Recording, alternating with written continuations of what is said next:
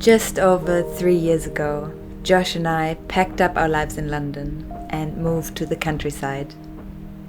We now live in a one-room apartment inside of a Tudor farmhouse, surrounded by only a handful of houses, plenty of greenery, and lots of cows and sheep.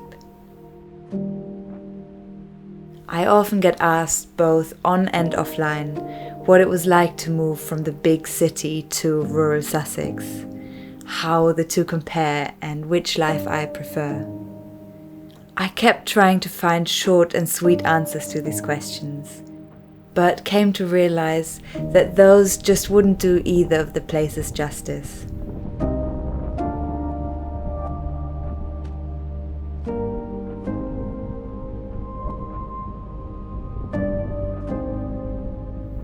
I grew up in a town in Germany and dreamt of moving to London ever since my mum took me to visit the city when I was 14. I was blown away by the skyline, the buzz, double-decker buses, the way people dressed, and the lights of Piccadilly Circus. I remember walking along the Thames after an afternoon in the British Museum, watching all the different people pass by and feeling so intrigued by the idea of what it would be like to call the city home.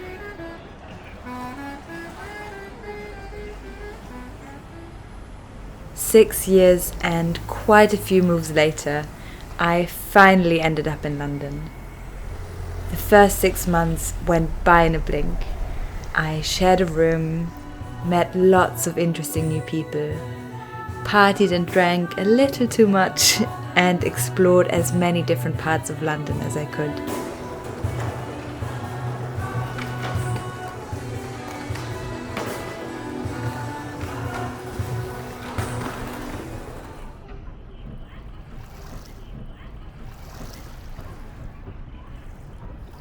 The lives of Londoners past are all around you. The shore of the Thames is littered with brick and tiles, animal bones, clay tobacco pipes and pottery shards from before the Romans to the present day.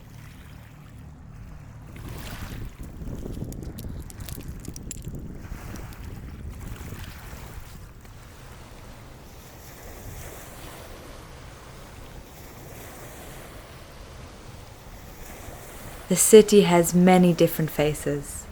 It can feel chaotic, competitive and high pressure. You can pay thousands of pounds a month to rent a boxy flat in central London. But you can also live on a cosy houseboat on a London canal like our friends Tom and Kate do, away from tourist destinations, noisy roads and busy tube stations.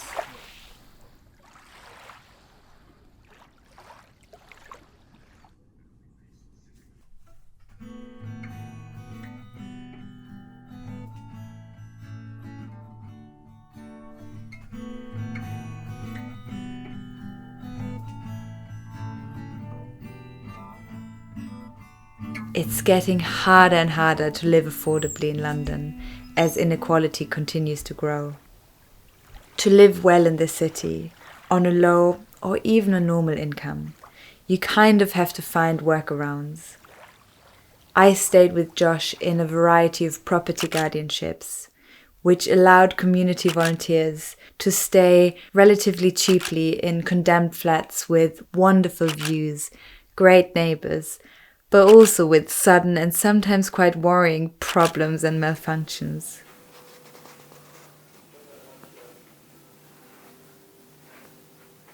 We made the most of it, grew vegetables on small balconies, joined a community allotment, and found lots of hidden green spaces and waterfronts in the area.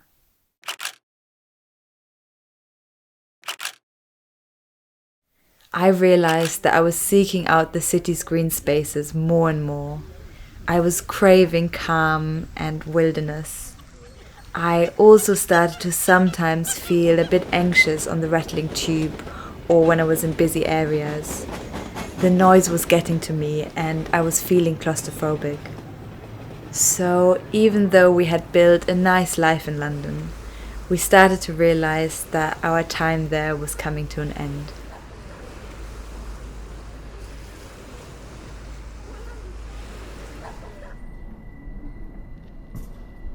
And when a friend told us about a room becoming available in this old Tudor farmhouse with a beautiful garden, we packed up and moved.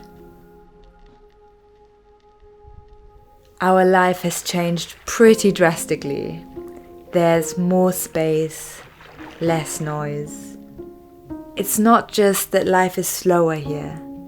It's more about having less external forces determining my inner pace.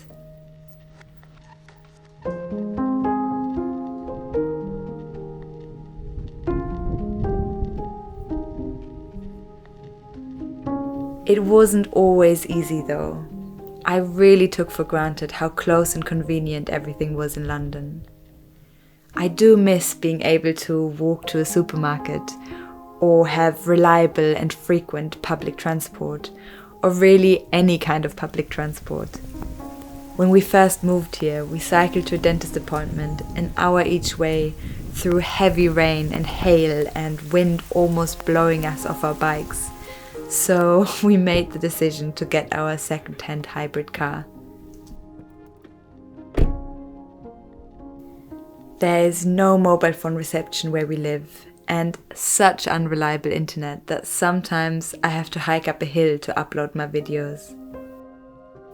It's also been harder to meet people and find our community. In London, we were surrounded by people our age who had similarly unusual career paths and diverse backgrounds and strange lifestyles. Here in our bit of the Sussex countryside, there are far fewer people, and most are in different life stages than us. We are lucky to have really lovely neighbours though. I spend a lot more time outdoors now. We have much more space to grow our own fruit and vegetables, and it's so satisfying to pop into the garden before lunch or before dinner to pick what's ripe and then plan the meal around our own homegrown produce.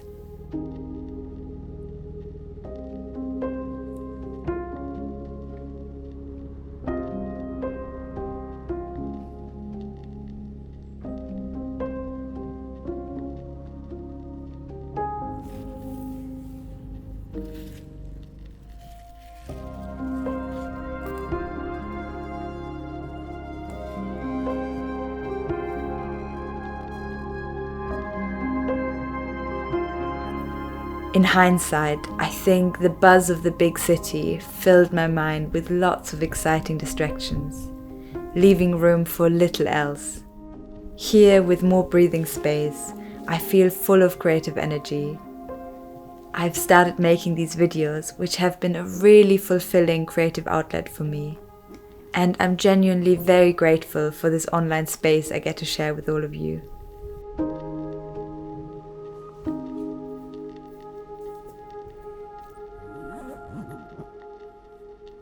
I've been feeling more creative and inspired in general. I finally learned how to play the guitar and to sing and to write my own music. Drenched and dripping ink, the dreamer slowly drowned, the tired bygone dream. You hold the sky. Living here, I'm so much more aware of the subtle changes in nature throughout the year, and I feel a lot more in tune with the seasons. Like witnessing a pigeon build a nest, keep the eggs safe and warm, and one morning realizing that the chicks have fledged, and then watching them take their first careful flutters around the garden. Awkward and adorable.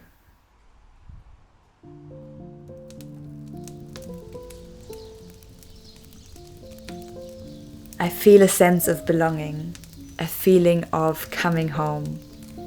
And it's not really just about this one specific place. I realized that being surrounded by nature just feels very right. like I'm just another animal in the ecosystem. I think this way of living life makes me feel more aware of the ongoing ecological destruction and of our climate breaking down, aware of what we have to lose. And even though I'm not less scared or worried than I was before, I feel more grounded, more of an inner strength and resilience to be part of the resistance and to commit long term, to find effective and creative ways I can contribute.